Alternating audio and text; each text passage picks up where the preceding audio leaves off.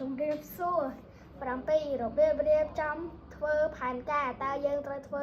ផែនការដោយម្ដេចដើម្បីរៀបចំគោលដៅឲ្យទទួលបានជោគជ័យជាដំបូងខ្ញុំគិតថាយើងត្រូវធ្វើផែនការដោយកំណត់ឈ្មោះគោលដៅឲ្យបានច្បាស់លាស់ជាមុនបន្ទាប់មកយើងត្រូវកំណត់ពេលវេលាទីកន្លែងនិងឧបសគ្គក្នុងការអនុវត្តគោលដៅទីបញ្ចប់យើងត្រូវធ្វើសកម្មភាពទៅតាមផែនការដែលបានគ្រោងទុកតាមពេលវេលាដូចនេះដើម្បីធ្វើឲ្យគោលដៅទទួលបានជោគជ័យយើងត្រូវធ្វើផែនការដោយកំណត់ឈ្មោះគោលដៅកំណត់រយៈពេលសម្រាប់អនុវត្តរៀបចំយុទ្ធវិធីជំនះឧបសគ្គនិងអនុវត្តទៅតាមសកម្មភាពលំដាប់លំដោយក្នុងផែនការឧទាហរណ៍តើយើងត្រូវធ្វើផែនការពីអ្វី